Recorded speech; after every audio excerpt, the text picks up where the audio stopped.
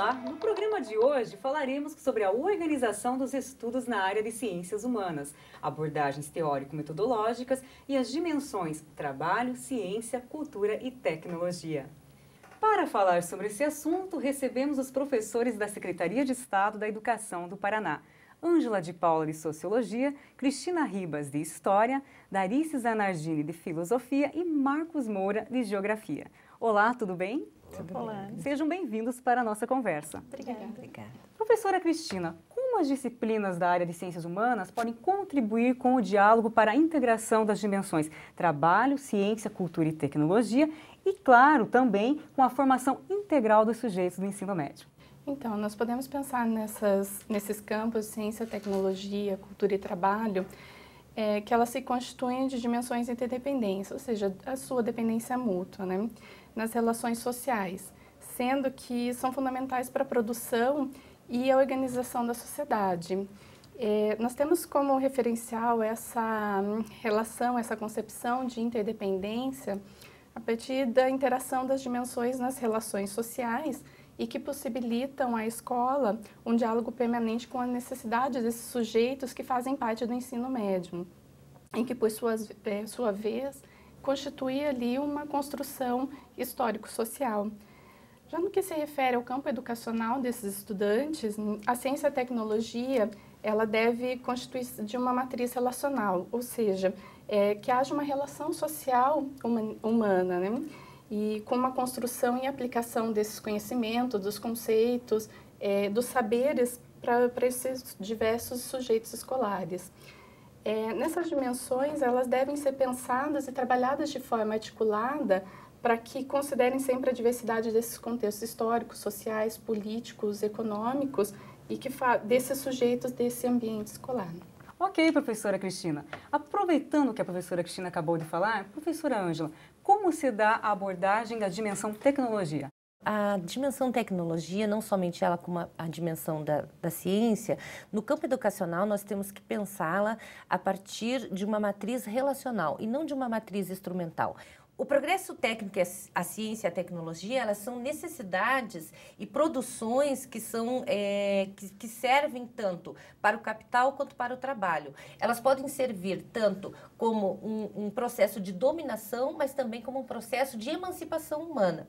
Então, as ciências humanas, as disciplinas tanto de sociologia, história, geografia e filosofia, elas contribuem para uma autorreflexão dos sujeitos do ensino médio.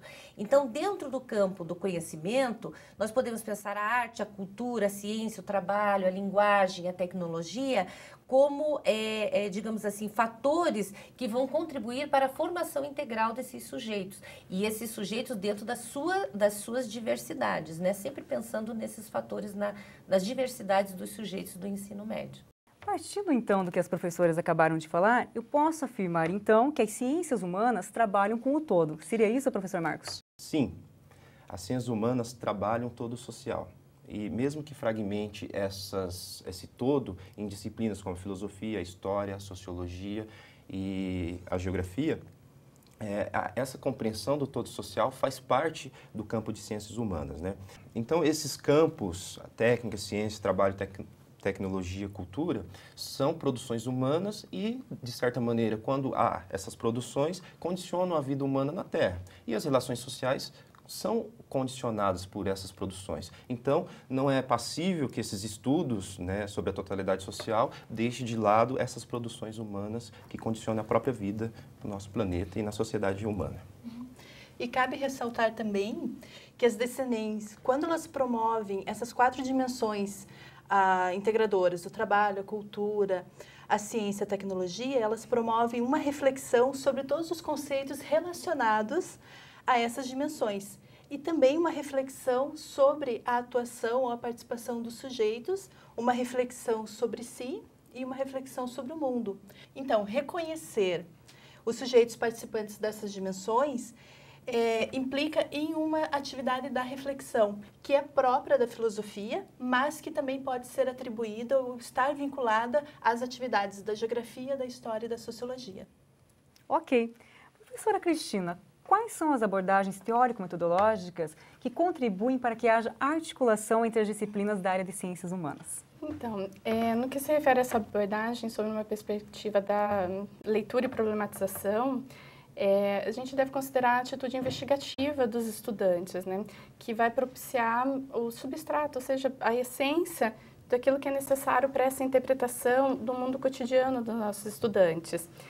Então, pensando que a leitura crítica ela só é possível de acontecer a partir da análise dos fatos sociais, culturais, geográficos, políticos, econômicos, e que a postura proporciona uma construção da criticidade e da autonomia intelectual desses estudantes.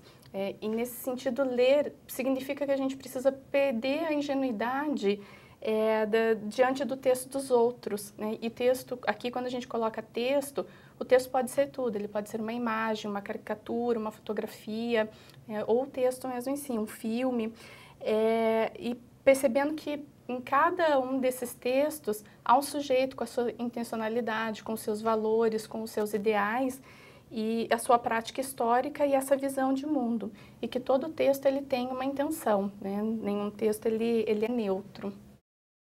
Ok, professora Cristina, já que você falou sobre a questão da leitura, professora Ângela, a sociologia muitas vezes ela é vista como uma ciência da prática social.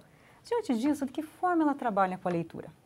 Bom, então, pegando o gancho aqui do que a professora Cristina falou, sobre a questão de que todo texto ele tem uma intencionalidade, a sociologia ela tem como referência vários teóricos, né? Vários teóricos e autores clássicos e contemporâneos que se propõem a interpretar o mundo, né? A trabalhar com diversas faces, com diversas teorias diferentes, né?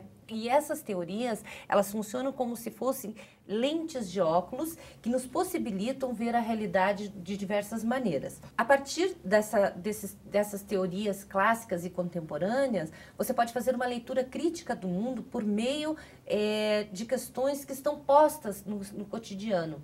A partir da leitura crítica que se faz do mundo, sobre a realidade do cotidiano dos estudantes, é que você vai partir desses princípios científicos.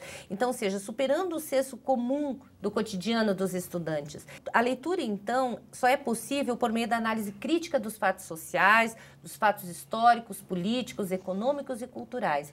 Então, a leitura crítica, ela se dá a partir das teorias clássicas e contemporâneas da sociologia, da disciplina da sociologia. Ok. E na geografia, professor Marcos, como que se dá essa abordagem? Aproveitando o que a professora Ângela disse, né, também na geografia, como todas as ciências humanas, nós temos os autores que nos ajudam a ver o mundo, né? Dependendo de cada autor, a gente tem, como a analogia dela, óculos, né?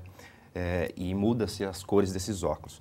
Em geografia, o texto, espaço geográfico, ele pode ser dividido em categorias: território, lugar, paisagem e região. Essas categorias auxiliam os sujeitos na leitura do mundo, né?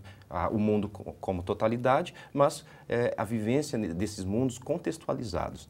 Os autores também auxiliam nessa abordagem teórica, metodológica dessas categorias. A leitura desse mundo, na geografia, se dá por meio dessas categorias de análise: lugar, território, a paisagem e a região. É por meio da leitura dessas categorias que nós podemos compreender o todo social, principalmente, e na geografia, o espaço geográfico que aparece como um conceito maior. Ok. Ainda sobre a leitura, professora Darice, como a filosofia lida com essa questão?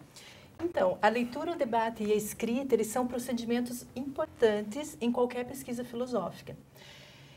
Considerando isso, então, podemos dizer que todo texto filosófico ele traz uma cena filosófica, que corresponde ao quê? E mobiliza funções, correspondendo, então, à função autor e o destinatário. Ou seja, como o autor se posiciona no texto e a quem ele se dirige. Portanto, todo texto filosófico ele combina, então, de modos distintos, a forma do texto e o tipo da enunciação que o autor escolhe para se dirigir ao leitor. Então, ele pode fazer o uso de uma primeira pessoa no singular ou no plural, um pronome pessoal se, com um sujeito indeterminado, as formas do diálogo, do tratado, utilizando uma ensaística ou aforismos, etc. Então, essa exposição polêmica em que as ideias são apresentadas podem vir também a partir da refutação de outros autores, apresentando, então, esse diálogo que tem na história da filosofia. Aí vem a questão, qual que é a importância desses aspectos na estrutura do texto filosófico? Então, eles podem ajudar a guiar toda a atenção do aluno à forma do texto, justamente por conta desses diferenciais que o texto pode apresentar. Então, essa atenção vai servir como exercício de superação de eventuais dificuldades em relação à leitura e de um modo mais amplo. E essas dificuldades relativas à gramática, ao tipo do texto, o seu regime de enunciação, o sentido como as ideias são expostas e o sentido que essas ideias são adquiridas a partir dessa análise da coesão textual. Aí vem as questões. Quem fala no texto, a quem ele se dirige, a favor de quem, ou contra o quê. Então, para além da filosofia, como a professora Cristina já havia mencionado na sua fala anterior, afirma-se, então, que tudo é texto. O professor ele não deve esquecer, então, que a sua fala é um texto, que os seus gestos eles têm uma gramática, que as imagens ou as tatuagens são carregadas de uma iconografia, e essa iconografia é repleta de sentidos, e que os alunos eles estão a todo tempo lendo o mundo. Há inúmeros recursos que o professor tem à disposição para levar esses alunos a essa leitura mais completa do mundo. E a emancipação depende, então, dessa vontade de cada um e pela igualdade do valor que deve ser colocado como um princípio e não como um fim. Então, o papel do professor de filosofia deve ser precisamente o de fazer isso, disponibilizar esses instrumentais necessários que fomentem a pesquisas e que os alunos se assumam como pesquisadores. Então, o professor de filosofia, ele ajuda a coordenar a pesquisa, mais do que transmitir um determinado conteúdo de forma meramente enciclopédica. Ou mesmo determinar qual conteúdo deve ser pesquisado. Então, com a contemplação desses materiais, trazendo esses recursos, possibilitando acesso a essas leituras variadas, isso é um caminho daí para a emancipação e para que o aluno se reconheça como um ser emancipado e um ser pesquisador. Até porque para ele fazer essa leitura de mundo, ele precisa ter um conhecimento de mundo. Exatamente. Aí que entra essa questão dos recursos que o professor de filosofia, no caso, tem que usar. Sim, tanto os recursos quanto a própria contextualização. Ok, professora Darice, vamos para um rápido intervalo e voltamos em seguida.